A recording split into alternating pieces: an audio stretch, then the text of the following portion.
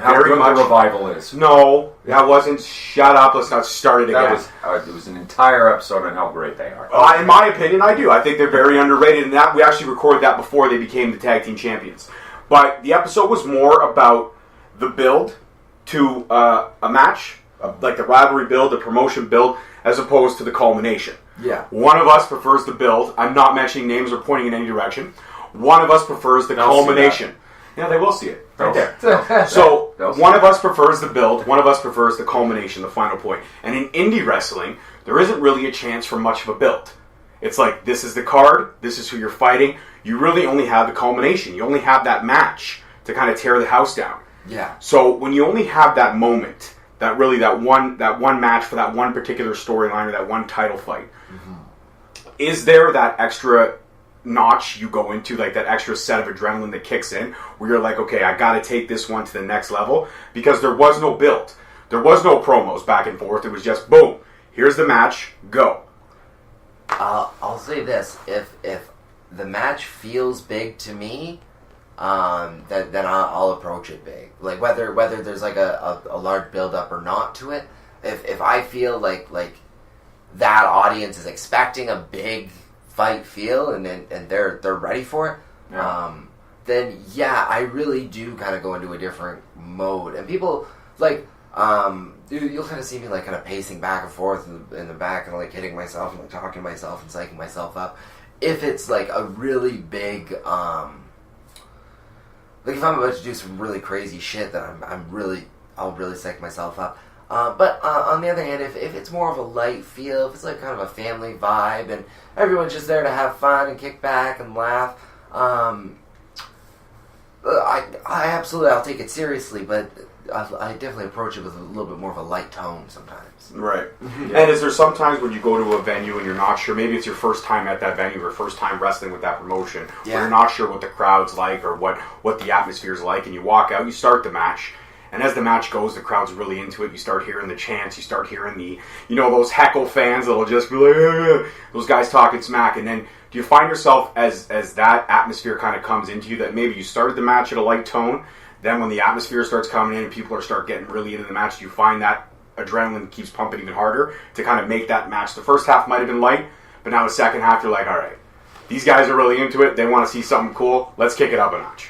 Yeah, if the crowd's really kind of like vibing with me and having a good time with me, I'll definitely kind of take my time a little bit more. I love interacting with people, like even more like you wouldn't know it based on the crazy stuff that I do. But I'll for me personally, if I'm watching a video, I'll get more of a reaction from a like I'll laugh harder at like a witty banter between a fan and a wrestler than I would enjoy like a crazy bump. Really? Yeah, so something like that. So if a fan can just... I know what you're talking about. There was a moment where Shane Strickland, Big Mike, they had a moment where they were smashing each other, and Shane, he threw Big Mike off the rope, and then he went and gave him a clothesline. It did nothing to him, and then like the guy in the crowd, he was like, "Give him one more," and then Shane was like, "Do you really think that one more is really going to do anything to him?" And then everyone just started laughing. Exactly. I know exactly what you mean. Little banter like that. Or when they had there's this really, really short guy in the tag team. Yeah. And Booster Seat. They were yelling "Booster Seat." And at first he didn't acknowledge it. Then he got in the ring and he goes, "Hey, everybody shut up. I don't need a booster seat." And then one guy stood up. He's like, "Stilts!" And everybody just went, like, moments like that for sure. Definitely. I think the great thing about that being in an indie setting is that instead of 10,000 people with the ring 12 feet away from the very first row of audience, you literally have the fans, like at Destiny shows, you literally have the fans not even 10 inches away from the ring apron. There's really not much they're going to tell you. Nothing's going to stop them, yeah. And it's not like, you could try to tune it out, but because they're right there, you can't help. Has there ever been a moment, I guess, where a fan has either heckled you or like gone crazy over you to a point where it's been like, I'm not going to read into it, but now I got to turn around and I got to just give this guy a look, or I got to, flip him the bird or something. Has there ever been a moment where fans push you too far? Or even like back in the day, if you had to learn that, like that was like one of the tougher things to get over. No, there's never been. I've never been pushed too far by a fan. Personally, there was one time. I would have been probably 17 at the time. So we're talking 2 years in at this point. Yeah, 2 years in. I wasn't even on the show. I drove up to C4 Wrestling just to like try to get on. I was with Fight or Flight, Von Vertigo, and Gabriel Fuerza. And we just were doing security for the show. And I don't remember what the match was, but Twiggy was the main event. If you guys are familiar with Twiggy, he was like a pretty popular. Oh yeah. Oh, perfect. And some lady threw her drink at him. Yeah, they were yelling, and she just threw her drink at him, and he stormed over to me. And it's funny thinking about it now because like me and Twiggy are pretty good friends, and he like managed me in C4 for a little bit. But he stormed over to me, and I'm 16 years old. I'm 17 years old. And he grabs me. He's like, "What the hell did we even pay you for? Throw that lady out!" And he was being absolutely serious. He was pissed. And he like grabbing me, shaking me, and I'm 16 years old, and I'm like, "Screw you! Like she's on the other side of the building. There's so many different security. Why did you just come and grab me? Like, is it just because I'm a kid? Like that's what I'm like." Did you grab me because I'm the smallest dude here? Like, what's your problem? Yeah, what? Like, you're Twiggy, so you're gonna come and pick on the youngest security guard you have and tell him to throw this grown lady out of the building for throwing her drink? Like, come on! Went to the other side of the building where the actual thing happened to yell at me about it. They're across like hard cam side, and he comes over to hard cam to yell at me. Yeah. And honestly, thinking back, maybe he was working it. Maybe he was just hyping it up for the crowd. Maybe. But at the time, I definitely, and maybe he wasn't, but at the time, I was definitely pissed. Yeah, man, that's what I mean. I was thinking about that. But the lady did eventually get kicked out. So he got his karma at the end of the day. He got it. Yeah, he got it. And she got hurt. Yeah. So, in terms of going back to, I guess, that moment with the fans and stuff like that, that's something that you really can't learn unless you're at the shows, unless you're performing. Yeah. So, I mean, I guess one of the things you probably learned from guys like Ethan and guys like Josh, and as you were coming up with those guys, and I even asked Aiden Prince the same question when I interviewed him, it was like, how do you tune it out? And he said to me he just focuses on everything else that's going on, as in who he's fighting across the ring from, what his next move is. He hears him, he'll snicker, he'll laugh, but he'll move on. Sure. So is it the same thing for you? Do you just stay focused in the moment, in the match, or do you just tune it out altogether? Because some can just completely shut off all the noise and just focus on the guy they're facing right across the ring, and some just have to focus on the work within the ring to distract themselves. You know what I mean? Yeah. At the beginning of the match, I find the match it's just getting started. Everything's light. Usually you're just wrestling. Like there hasn't really been any strikes yet. You're probably not mad at your opponent. Like you guys are just sort of starting out. Yeah, engaging and really you're working the crowd at that point. Yeah, see what they want, what kind of pace they're looking for. You know, all that stuff. So at that point, I think you go ahead, interact with the crowd. You can be funny with them. You can talk or whatever.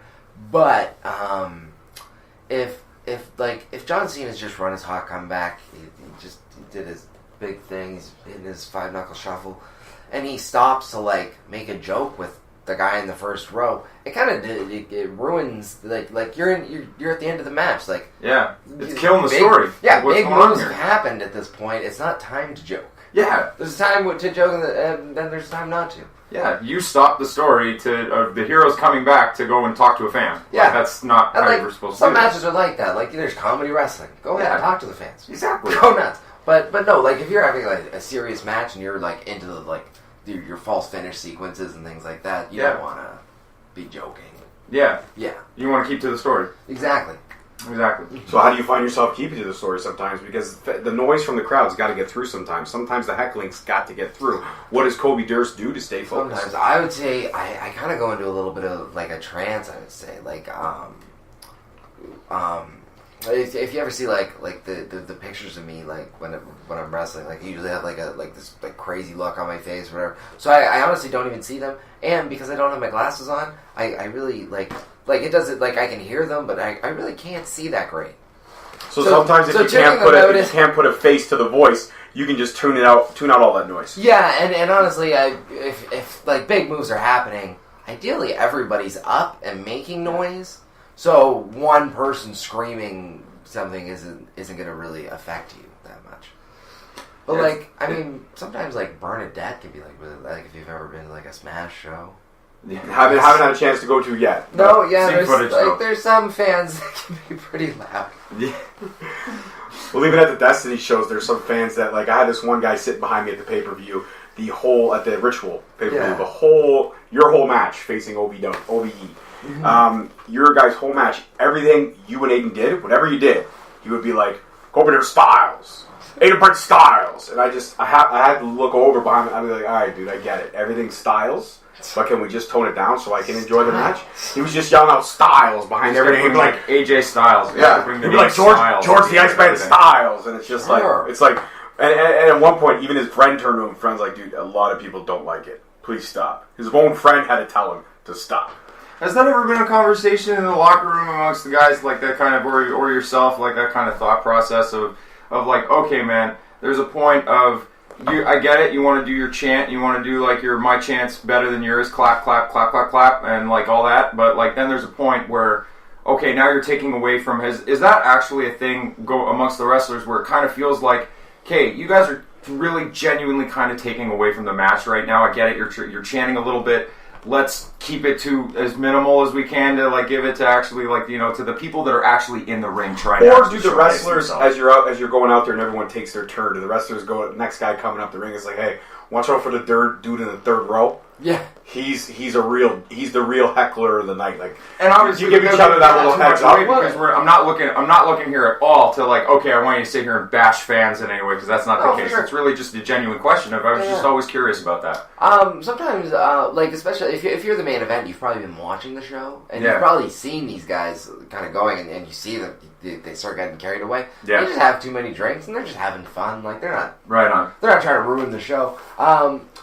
But in interacting with the fans and stuff like that, if one guy has been pissing everybody off all night, if a wrestler can pick up on that and give that fan a hard time specifically, not focus the match on him, but maybe you're brawling on the outside, the fan says something, and you just turn to him and you say, why don't you shut the hell up and have another drink so the rest of us can enjoy the show? Or something silly like that. You just got to pick that moment where you can put that fan in. Like, check that fan, if you will. Yeah, everybody kind of, and it's almost a role reversal where now it's audible for everybody to hear it. Yeah, and now everyone's laughing now. Yeah. And now they're all booing him. Yeah, that's awesome. Or not booing him anymore, but now they're actually getting to laugh at him. Yeah, they're able to laugh at him because he's been making an ass of himself all night. So in terms of, you actually mentioned something that's interesting because when we interviewed Josh Alexander, I asked him to give me a chop. He wouldn't do it on camera. He wouldn't do it on air. He said he'd do it behind closed doors. Sure. We actually never had the time. But you said you wrestled Josh going on about 10 or 11 times now. Yeah. How hard is the Josh Alexander chop? Because when he hits it, man, he hits it. You can hear a pin drop. Yeah. Because fans want to hear that. You know? You literally felt like your chest cave in from that. Yeah, honestly. There's a lot of pictures, too. When you take a chop, you're supposed to just take a chop. There's a lot of pictures of him chopping me, and I'm just like, oh, come on, like, yeah. And I'm literally trying to cover up, and it's... You should just take it like a man, but sometimes it's hard, but he's hit you so many times. Yeah. But the thing about him is he wants you to hit him back just as hard. Yeah. He'll get mad at you he'll hit you harder if you don't hit him hard. He literally looks like he's the embodiment of that kind of Bob Holly chop, the Bob Holly mentality of like if I'm gonna hit you, then like seriously I'll actually be offended if you don't hit me back the same way, if not harder. Yeah. The first like one-on-one match I ever had with Josh was it was before an Alpha One show. They used to run Beta Pro. Yeah. Like, if anyone's a werewolf fan out there, we get the moniker. You guys got it? Clever play, Alpha.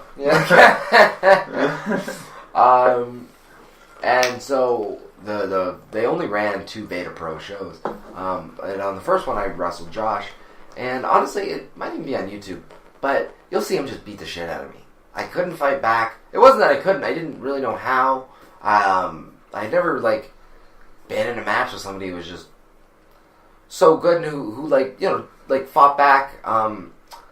So after that match, I went to Crossbody Wrestling Academy in Kitchener, or Cambridge. It really is the same. Yeah. It's okay. Kitchener, Cambridge, Waterloo is all literally 10 minutes from each other. That's right. You're good. Cool. Yeah, so there. And I would really work on my strikes and try to work on my aggression. And just like, and on my own time was working on getting into better shape and things like that. So like if you watch that match and then